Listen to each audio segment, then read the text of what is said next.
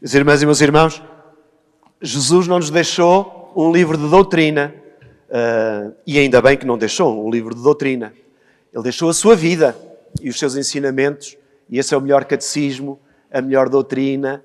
E há de ser sempre o modelo e o fundamento da nossa fé. A nossa maneira de pensar, a nossa maneira de agir, há de ser sempre de acordo com o Evangelho.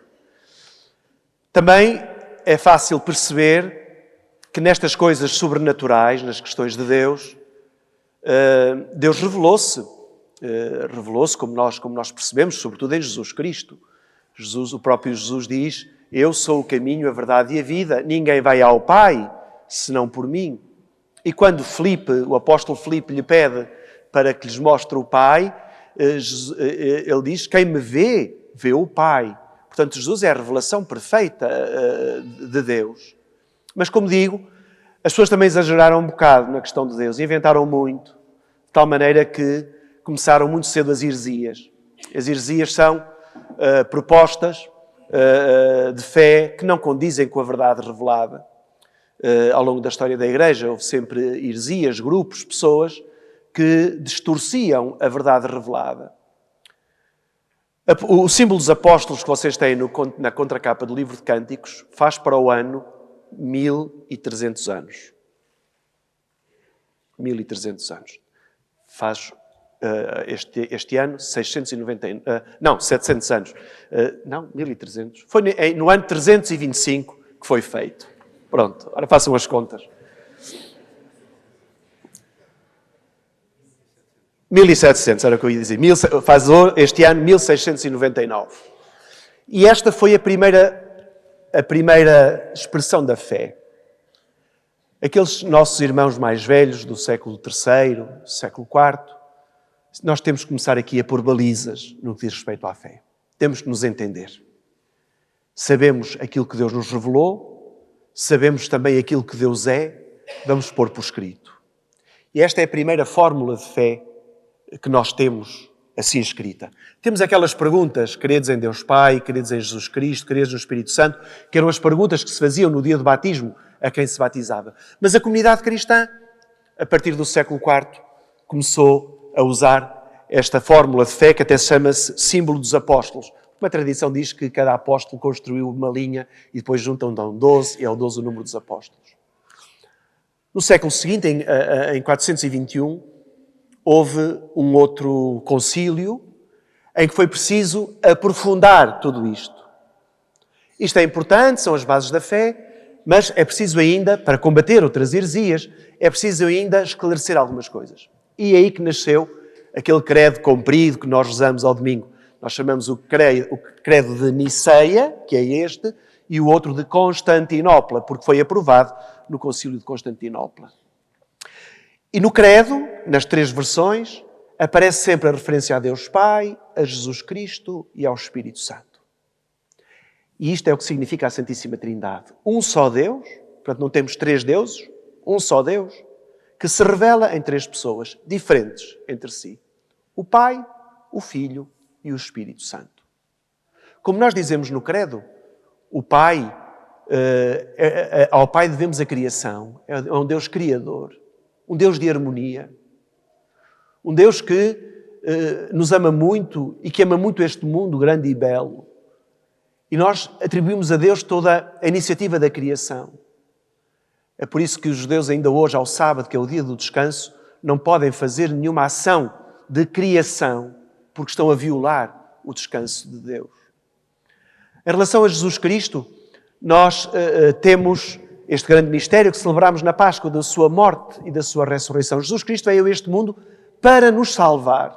Esta é a missão de Jesus. Ele veio até nós para nos salvar. E isto tudo por amor. Como Deus nos criou por amor.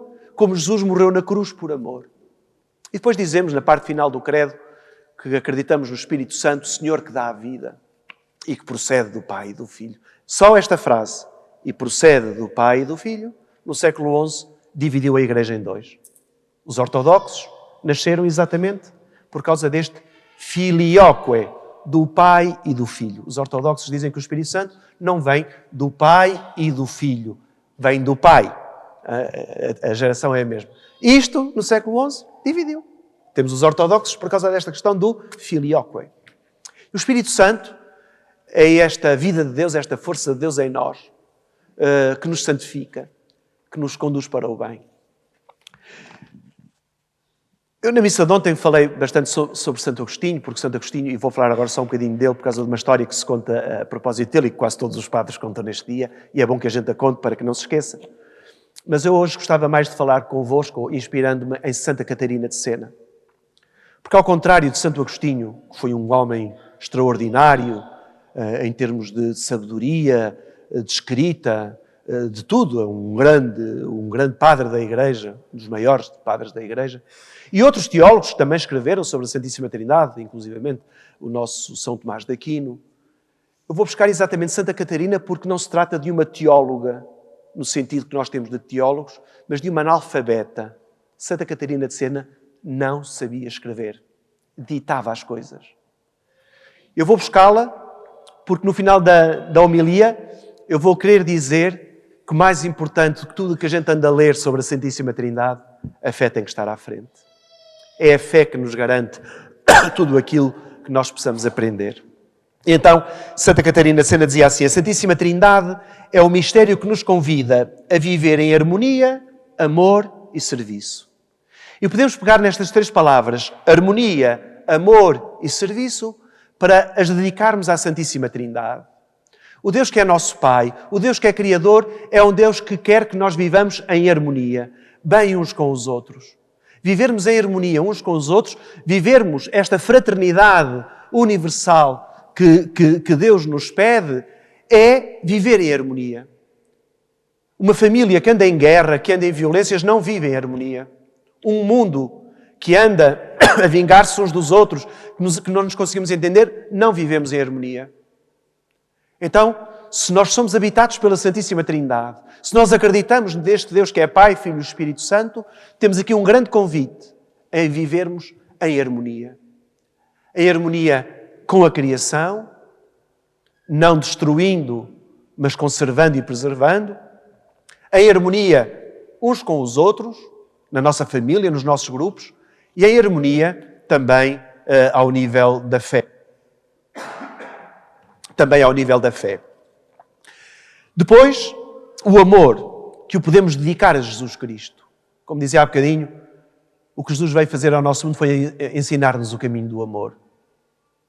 Dando Ele a sua vida por nós, como nós conseguimos meditar, ou somos chamados a meditar em cada Sexta-feira Santa. Nos últimos anos, nestas celebrações de Sexta-feira Santa, fico sempre muito impressionado olhando para a cruz e perceber que Jesus deu a vida por mim. Jesus deu a vida por ti. Jesus deu a vida por mim. Eu, quando era miúdo,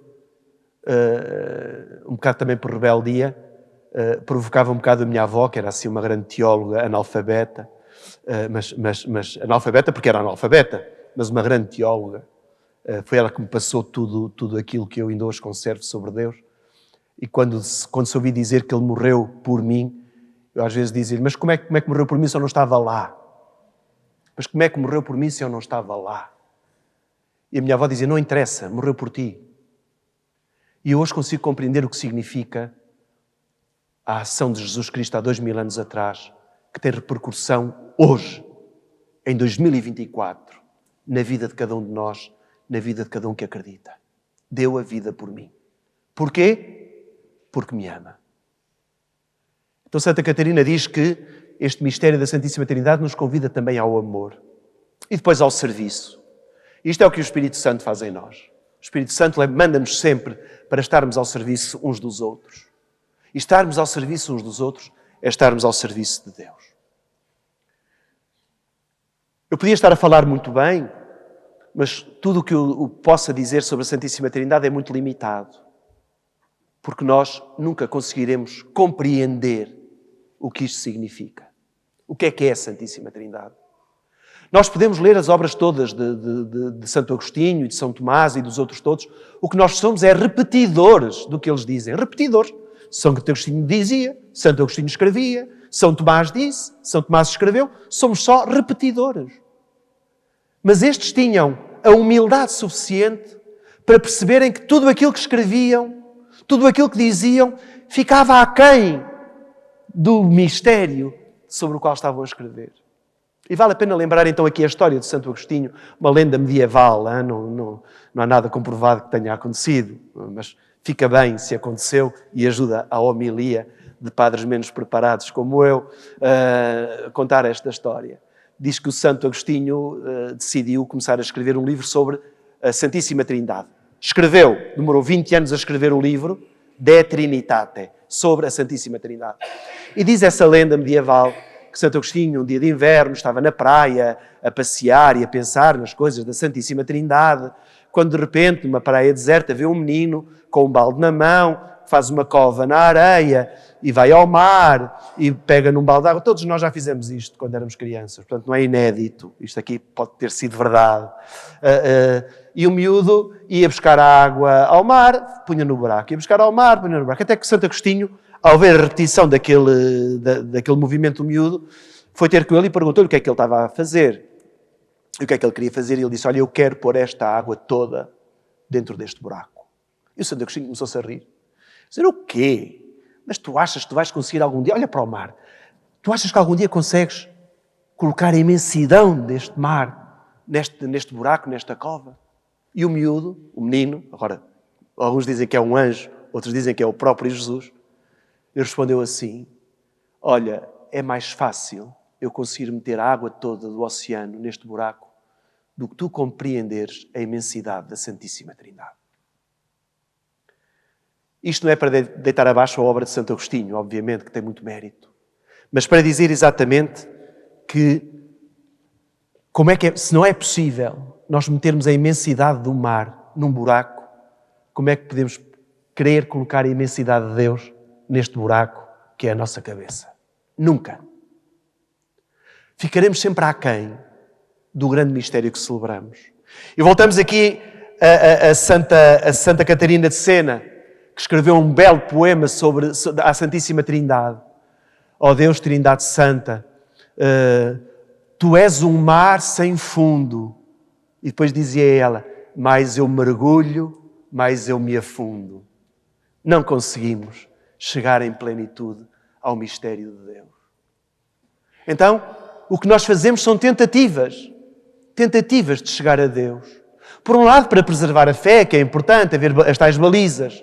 Mas Deus é muito mais que as balizas que nós possamos construir e querer colocar. E depois, aqui vem de Santo Agostinho, mas também já vou buscar Santa Catarina de Sena, acreditar para entender. O mundo de hoje não é assim.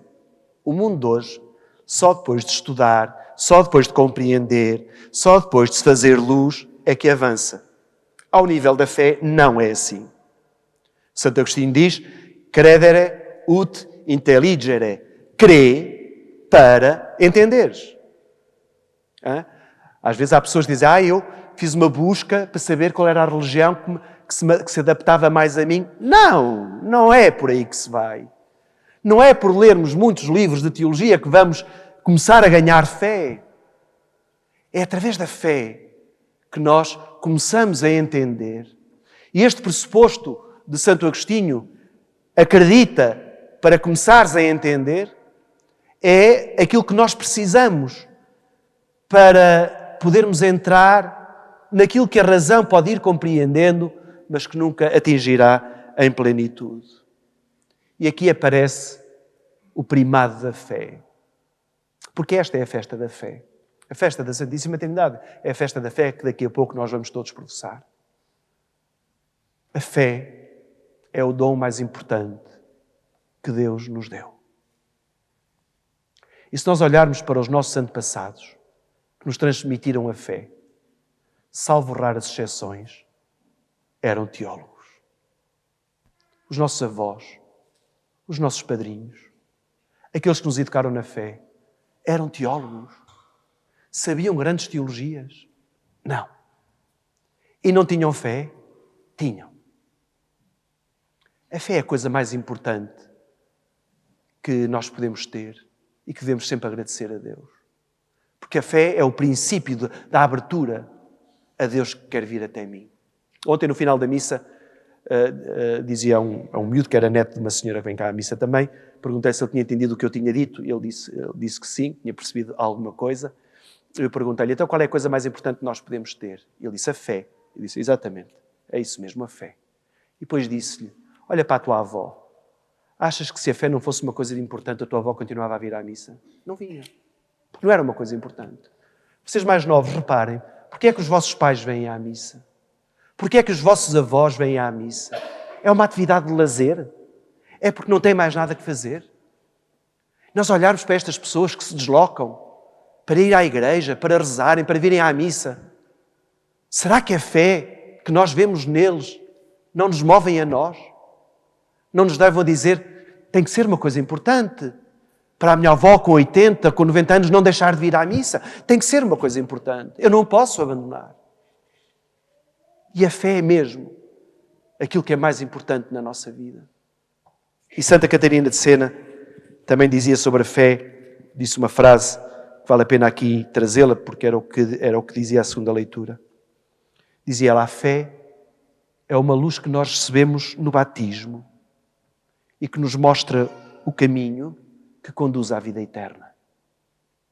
Nós só conseguimos caminhar para Deus neste mundo à luz da fé, com a luz da fé. No dia do nosso batismo, depois de sermos batizados, os nossos padrinhos acenderam uma vela pequenina numa vela grande no círio pascal. Aquela vela simboliza a nossa fé. E o padre, a uns no latim já há poucos, mas a muitos no português, dizia, recebei a luz de Cristo. A vós, pais e padrinhos, se confiam em encargo de velar por esta luz, para que esta criança, iluminada por Cristo, viva sempre na luz e possa ir ao encontro do Senhor. A fé é esta luz que se acende no dia do batismo, que só se apagará na eternidade, porque lá já não precisamos de velas, porque a luz lá já não se apaga, que é o próprio Deus. A fé é o que nós precisamos para este caminho, para vivermos no amor de Deus, na harmonia de Deus, no amor de Jesus Cristo e no serviço ao Espírito Santo. Este é o domingo da fé. Nesta celebração, gostava muito que nós agora fizéssemos um minutinho de silêncio, 1 ou 2, para pensarmos nestas pessoas que nos transmitiram a fé. Estas pessoas que nos levaram à igreja, que nos educaram, que nos ensinaram, que foram para nós modelos. Outras que nós encontramos a meio da vida e que foram para nós um bonito exemplo de alguém que não sabe muito, se calhar, sobre Deus, mas sabe mais do que muitas teologias e de que muitos teólogos, porque, como diz o Papa Francisco, faz teologia de joelhos. Há uns que só fazem teologia de escrivaninha, de secretária. São teóricos. Mas os melhores teólogos são aqueles que fazem teologia de joelhos, que rezam aquilo que estudam e que rezam aquilo que meditam. Façamos então agora um momentinho de silêncio e agradeçamos a Deus, não só o dom da fé, mas também daqueles que nos transmitiram a fé.